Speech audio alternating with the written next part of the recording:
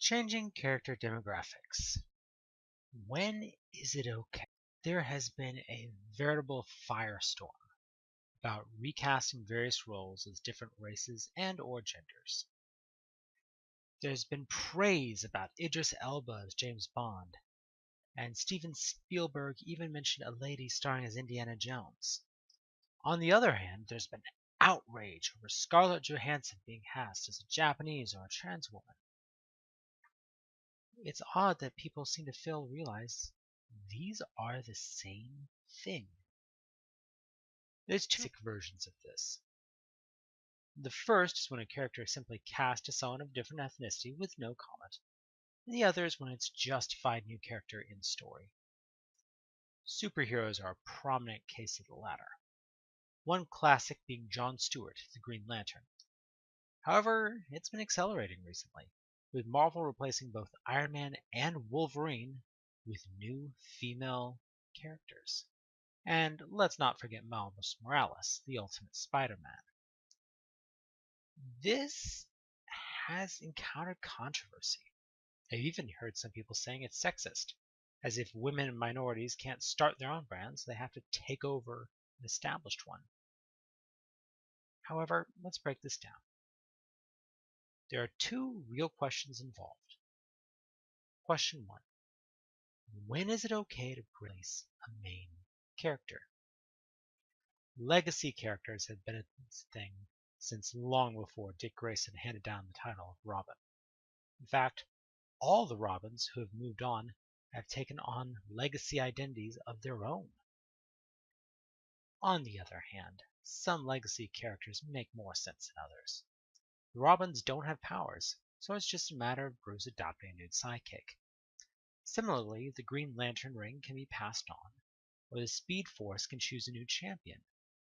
In a situation like Star Wars, there's no technical problems with Rey being female. Force sensitivity is semi-random, so gaining an apprentice will pass on the storyline. On the other hand, it took a lot of justification for Miles to take over from Peter, and it's a testament to the authors that it was done so well. From a storytelling perspective, there's one important point. Why does your audience like the story? If the draw is the world, you can replace not only characters, but the entire cast. Both Star Trek and Star Wars have shown this, as have Harry Potter and Doctor Who. In each case, it's the world that we love so much. The characters are really important so far as they exist in the world. On the other hand, people liked Aliens for Ripley. This is why the movies have gone to pot since she left the franchise. And Alien Isolation even brought back Ripley via her daughter. Also, people watch Pirates of the Caribbean to watch Jack Sparrow be silly. You cannot replace these characters without sabotaging why people want to watch these series. Reboots especially can be a problem, as the idea is to transplant the prior version. The new Ghostbusters was rejected by the fans because it was intended to replace the original with a subpar script and inferior comedy. It would have not received nearly the controversy if it was a passing the torch sequel. This can also happen with a major retcon. New 52 Wonder Woman was essentially a completely new character. But DC handled the transition well. There was a multi-book arc with an in-depth reason for the dynamic change and analysis of the fallout that the change made. This brings us to question 2. When is it okay to change the demographics of your cast? Coming back to the beginning, when is it okay to recast as a different race or gender? This isn't actually a different question. If you can justify replacing the character in story, it really doesn't matter if the new person is a different identity group. On the other hand, there are limits. When part of your character's identity is central to the character, you cannot change it out. One of the critical casting requirements for Captain America was that he must be played by an American. This was a no questions asked of Marvel, and it was the right choice. Conversely, Adam West was once offered the role of James Bond, but he turned it down since Bond must be played by one of Her Majesty's subjects. So, what is critical? As much as I hate to say it, it depends. While there are debates about whether being white is critical for the role of James Bond, central to the suggestion about Idris Elba, and everyone agrees that being male and from the UK are important. On the other hand, so long as the character is British, witty, and eccentric, I can still see anyone as Doctor Who. After all, the most famous fan adaptation wasn't even human. Why not cast it? Whatever actor with a British accent who can play the part. Now, I should state here the transition is easier on stage.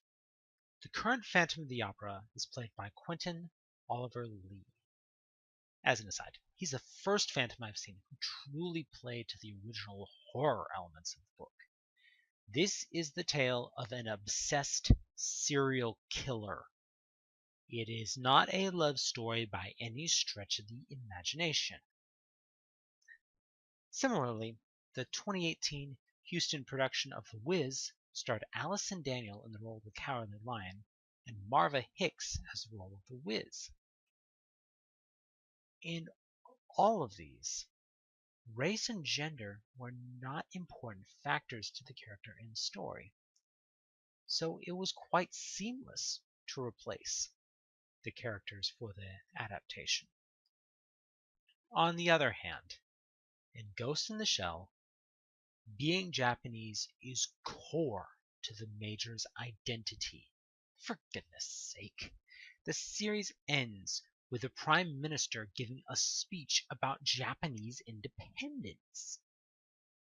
While a robotic body could look like anything she wants, not casting a Japanese actress is absurd. And even on stage, no one in their right minds would think to have a white man sing Old Man River. That just doesn't work. Race is too critical in Showboat to even think about changing the race of any of the cast. You see the same issue in Miss Saigon or West Side Story.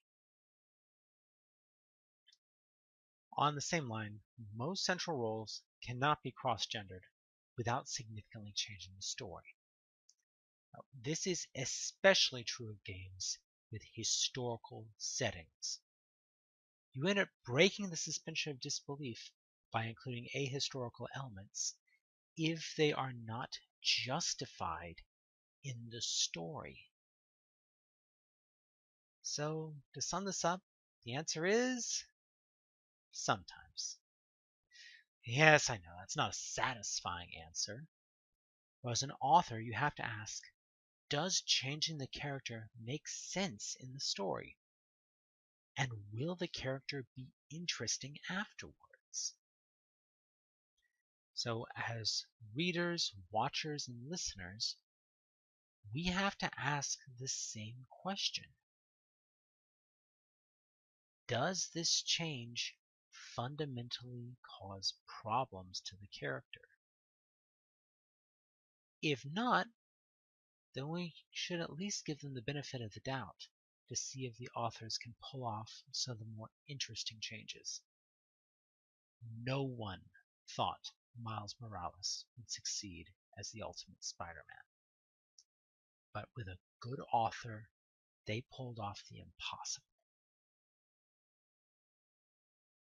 Just food for thought. Thanks for listening, y'all.